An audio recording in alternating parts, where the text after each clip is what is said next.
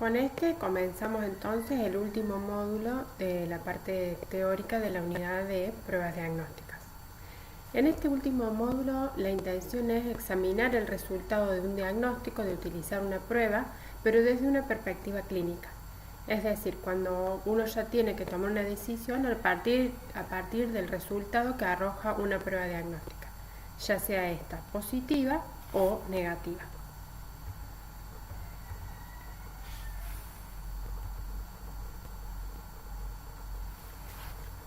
Como veníamos viendo, cuando tenemos un ensayo de validación, tenemos el resultado de la prueba de referencia, que va a ser infectado o no infectado, y tenemos el resultado de la prueba a validar, que va a ser positivo y negativo. Finalmente, cuando hagamos nuestra práctica clínica, este va a ser el resultado que nosotros nos vamos a encontrar ante el caso de un animal que puede estar enfermo. El resultado de la prueba va a ser positivo o negativo. Ahora, si nos encontramos ante un resultado positivo, como habíamos visto, este puede ser un verdadero positivo o un falso positivo. En cambio, si nos encontramos con un valor negativo de la prueba, tenemos que considerar que este puede ser un verdadero negativo o un falso negativo.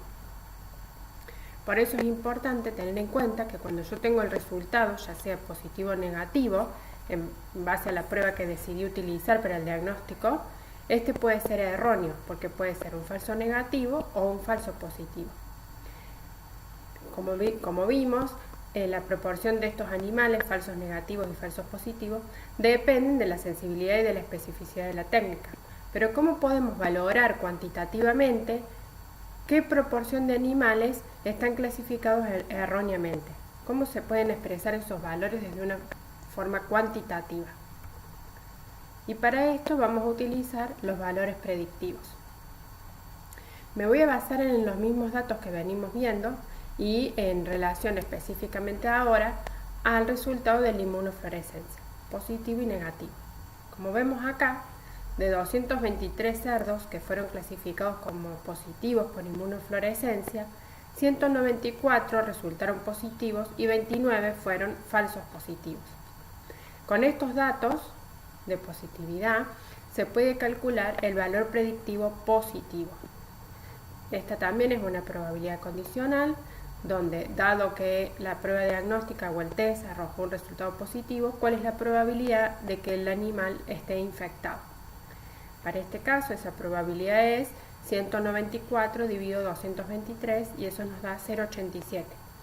Ahora, ¿cómo interpreto ese valor predictivo positivo? Voy a decir que hay 87 cerdos infectados, en este caso con enteritis hemorrágica proliferativa, por cada 100 cerdos positivos a inmunofluorescencia.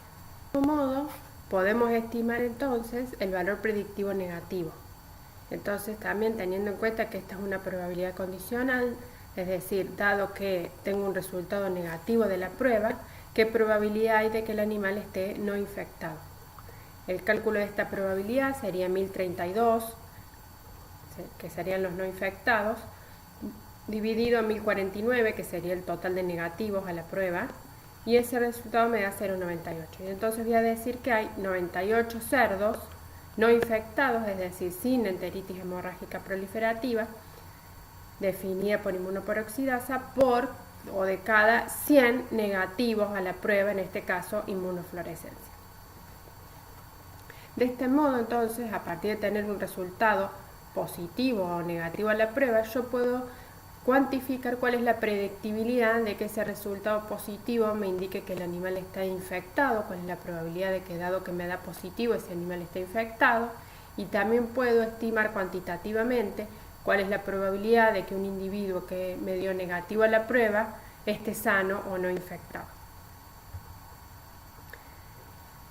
Es importante destacar que estos valores predictivos, como vimos, dependen de la sensibilidad y de la especificidad, pero que hay un tercer componente que influye mucho en la cuantificación de los valores predictivos y que es la prevalencia real. Es decir, la prevalencia en donde yo estoy aplicando la prueba diagnóstica de interés. Y eso es lo que pretendo mostrar en esta gráfica, donde vemos que hay una relación directa la línea azul, entre el valor predictivo positivo y la prevalencia. ¿Qué quiere decir esto? Que a medida que se incrementa el valor de prevalencia, también hay un incremento en el valor predictivo positivo. Por el contrario, hay una relación indirecta o inversa entre la prevalencia y el valor predictivo negativo. Acá vemos en el eje X la prevalencia real, es decir, la cantidad de casos infectados o de enfermos que hay en la población, y acá vemos en el eje Y los valores predictivos.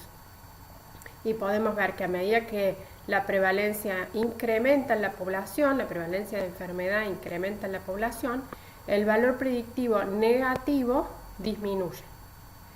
Estos datos, esta curva está construida con los valores de sensibilidad y especificidad que estimamos para la inmunofluorescencia, que venimos viendo, para utilizar esta técnica como diagnóstico de la enteritis hemorrágica proliferativa. Entonces acá estos valores predictivos fueron calculados considerando una sensibilidad del 92% y una especificidad del 97%, y para distintos escenarios de prevalencia. Nótese que en los cuadros que veníamos viendo, la prevalencia en esa población era del 17%, y acá están los dos valores predictivos que estimamos, que lo vimos anteriormente. Fíjense que si utilizamos la misma prueba diagnóstica, la inmunofluorescencia, es decir, con los mismos valores de sensibilidad y especificidad, cómo cambian los valores predictivos a medida que las prevalencias aumentan o disminuyen en la población. Si tomamos como referencia el 17% de prevalencia, vemos que el valor predictivo positivo baja cuando la prevalencia baja, y el valor predictivo negativo aumenta cuando la prevalencia baja.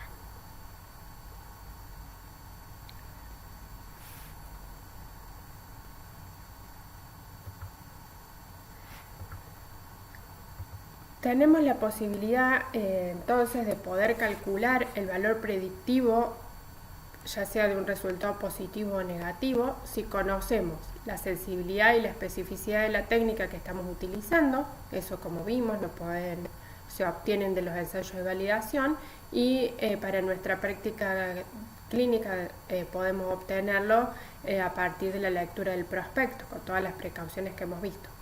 Entonces, si ustedes pueden obtener el valor de sensibilidad y especificidad de la técnica que están usando y tienen una estimación de cuál es la prevalencia de la enfermedad en la población que están estudiando, pueden calcular o estimar los valores predictivos.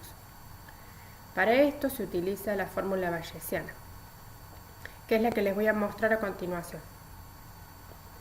Como veíamos anteriormente, para calcular el valor predictivo positivo, calculábamos una probabilidad a partir de las celdas que surgen del ensayo de validación. Y esa probabilidad era dividir la celda A dividido la suma de las celdas A y B. Como nosotros no vamos a tener los datos del ensayo de validación, tenemos que reemplazar esto por lo que sí tenemos, que son los datos de sensibilidad y especificidad de la técnica que usamos y de la prevalencia de la población. Entonces A, que representaba a los individuos que estaban enfermos y que habían dado positivos a la prueba, lo podemos estimar multiplicando la prevalencia en esa población por la sensibilidad de la técnica. De la misma forma, en el denominador calculamos A, haciendo el producto de la sensibilidad por la prevalencia, y nos queda estimar B. Como habíamos dicho, D era la especificidad y su complemento, 1 menos la especificidad, era lo que se encontraba en la celda B, porque B, como recuerdan, son los falsos positivos. Los falsos positivos surgen del complemento de la especificidad. Entonces, para estimar el valor de la celda B, podemos hacer el producto de 1 menos la especificidad, pero ahora multiplicado por la proporción de sanos, porque como vemos, la especificidad es un atributo de los sanos o de los no infectados. Entonces, el producto de 1 menos la especificidad por 1 menos la prevalencia nos va a dar el valor predictivo positivo. De manera análoga, podemos estimar el valor predictivo del resultado negativo. Como habíamos visto, la probabilidad que permitía estimar el valor predictivo negativo era D dividido la suma de D más C. Ahora tenemos que estimar a los verdaderos negativos que se encuentran en la celda D. Para esto vamos a hacer la especificidad multiplicada por la proporción de sanos, es decir, 1 menos P. Eso lo usamos en el numerador y como parte del denominador. Nos queda ahora estimar la celda C. La celda C, ¿quiénes son? Los falsos negativos. Los falsos negativos surgen del complemento de la sensibilidad. Entonces hacemos 1 menos la sensibilidad, pero ahora sí multiplicado por la prevalencia o la proporción de enfermos. Y de esta manera podemos estimar, a partir de conocer la sensibilidad y la especificidad de una técnica y la prevalencia de la enfermedad en la población que estoy estudiando, el valor predictivo negativo.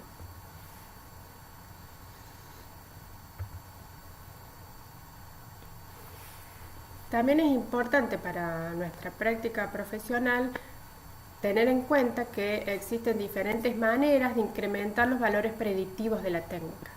Es decir, que si yo estoy realizando el diagnóstico y, como habíamos dicho, lo que me interesa es disminuir los falsos positivos, lo que estoy entonces intentando, si es disminuir los falsos positivos, es mejorar el valor predictivo positivo.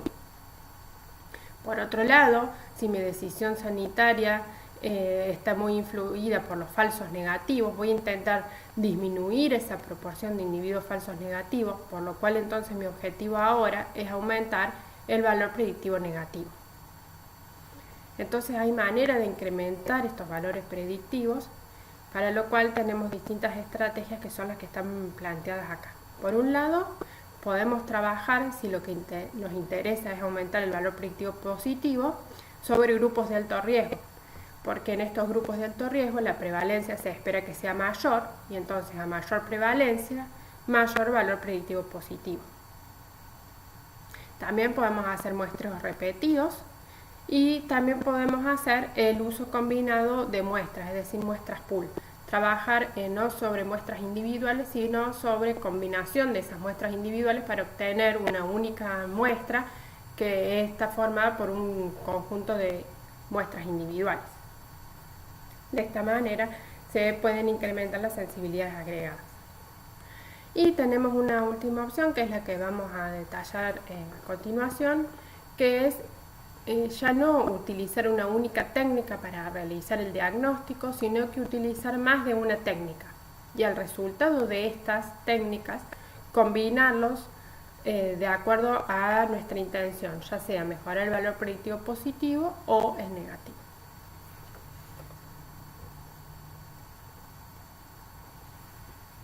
Las combinaciones de técnicas que tenemos para mostrar son en paralelo o en serie o consecutivas. La combinación en paralelo tiene como objetivo incrementar el valor predictivo negativo, porque al hacer esta combinación lo que se va a incrementar es la sensibilidad. Y como vimos, cuando incrementa la sensibilidad, disminuyen los falsos negativos, y al disminuir los falsos negativos, mejora el valor predictivo negativo. ¿Cómo se hace esta combinación de técnicas? Es decir, sobre el mismo individuo, sobre la misma muestra que se obtenga de ese individuo, aplico dos pruebas diagnósticas. Y al individuo se lo va a considerar enfermo si resulta positivo al menos una de las dos pruebas realizadas. Por otro lado, tenemos la combinación en serie o en pruebas consecutivas. Acá el objetivo es incrementar el valor predictivo positivo. Entonces, si el objetivo es incrementar el valor predictivo positivo, lo que debemos lograr es disminuir los falsos positivos. Y para disminuir los falsos positivos, aumentar la especificidad. Esta combinación de técnicas, eso es lo que permite un incremento de la especificidad y mejorar el valor predictivo positivo. ¿Cómo se aplica entonces? Sobre el mismo individuo también se utilizan dos técnicas, pero no de manera simultánea, no en el mismo momento como era en la combinación en paralelo, sino que primero se hace una prueba y si resulta positivo a esa prueba, se le realiza una segunda prueba. Acá hay que tener en cuenta que cuando utilizamos la primera prueba, esa prueba tiene que ser de tamizaje, es decir, de alta sensibilidad.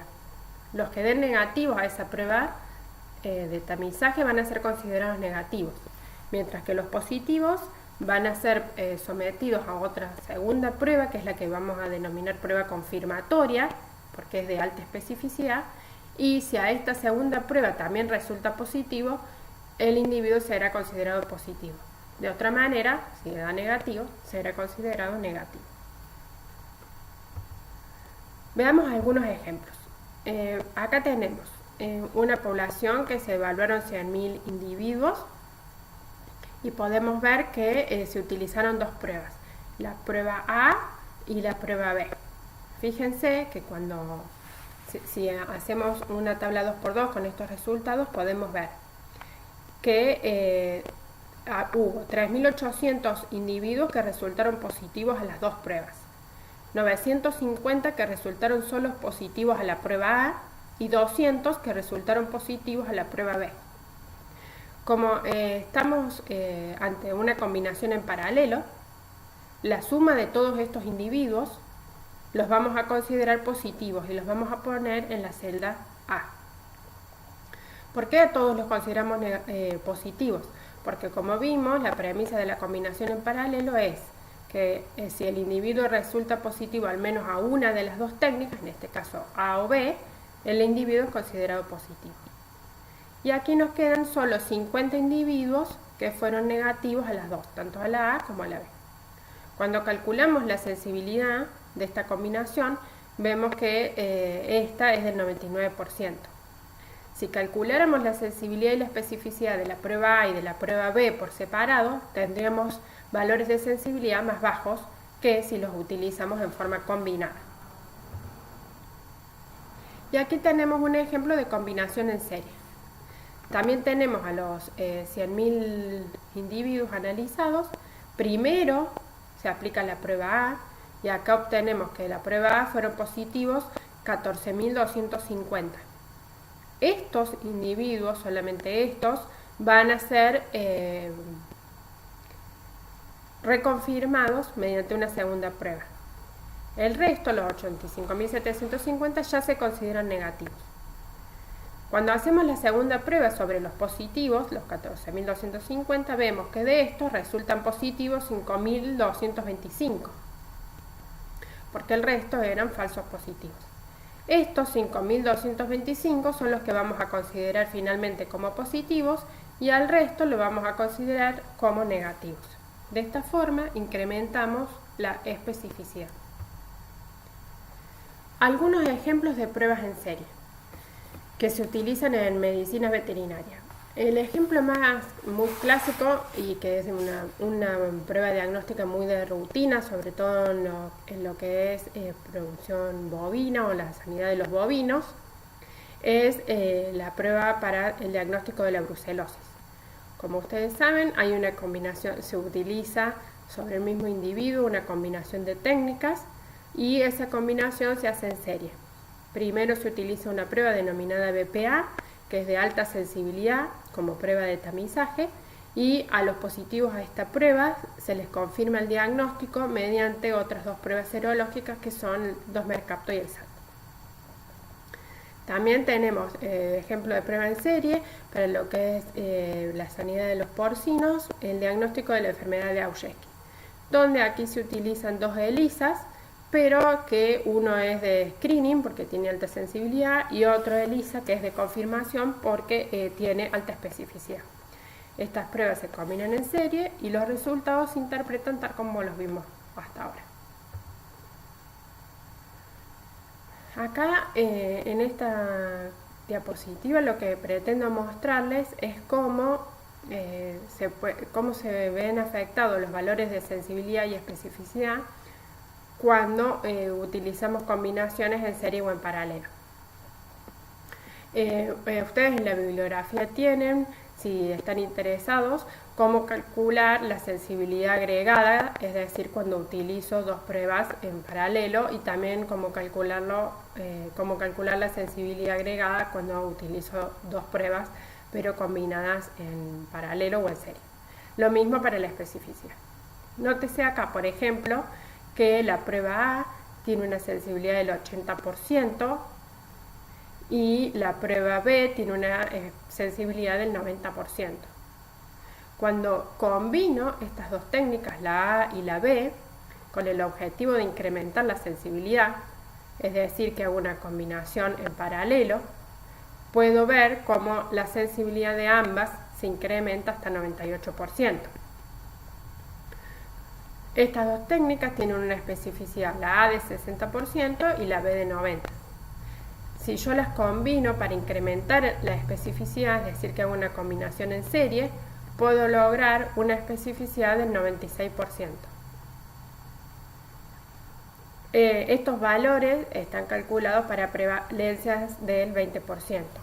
Y lo que quiero que notemos acá, que siempre que se intenta incrementar la sensibilidad, implica que se ve afectada o disminuida la especificidad.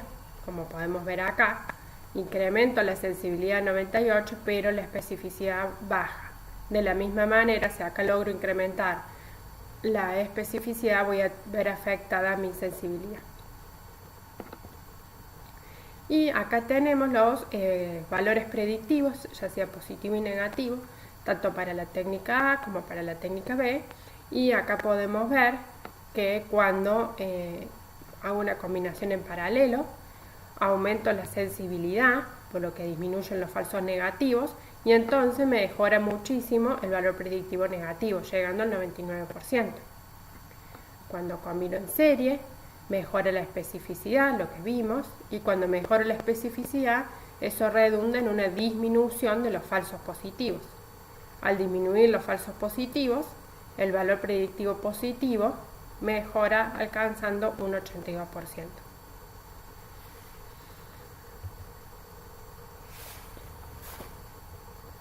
Bueno, para terminar estos módulos en relación a lo que es pruebas diagnósticas, me quiero concentrar en la utilidad, porque no tiene sentido pensar o describir las pruebas diagnósticas si estas no van asociadas a la toma de una decisión. Es decir, toda prueba diagnóstica, además de ser buena en cuanto a sus atributos de sensibilidad, especificidad y repetibilidad, además tiene que ser útil. Y entonces me quiero concentrar acá porque las pruebas diagnósticas son las que nos permiten ver parte del iceberg. Como ustedes saben, un iceberg tiene una parte que es la que vemos por encima del agua, que es muy pequeña, porque la mayor parte de ese iceberg está debajo del agua y no lo podemos ver. Las pruebas diagnósticas nos permiten ver eso, todo lo que está debajo del agua. ¿Qué es lo que vemos de las enfermedades sin aplicar pruebas diagnósticas? Aquellos individuos que mueren o que presentan una enfermedad severa o moderada, es decir, que tienen manifestaciones clínicas de la enfermedad y esa manifestación puede llegar hasta la muerte. Sin embargo, tenemos que tener siempre en cuenta que si en una población hay individuos que mueren o que tienen una manifestación clínica de la enfermedad, hay otro conjunto de individuos que probablemente también estén infectados pero sin signos clínicos, y esos individuos, que son los que denominamos con enfermedad subclínica, son los que podemos detectar mediante las pruebas diagnósticas, ya sean estas serológicas o cualquier otra que nos permita detectar la presencia de infección en animales sin signos. Y acá vemos en este ejemplo que tratamos de poner acá, que hay un ternero con tos de cada 100 terneros en la recría de un establecimiento. Pero si en ese establecimiento hay un ternero con signos clínicos, en este caso tos de cada 100, probablemente haya 5 que son seropositivos de cada 100 que hay en la recría.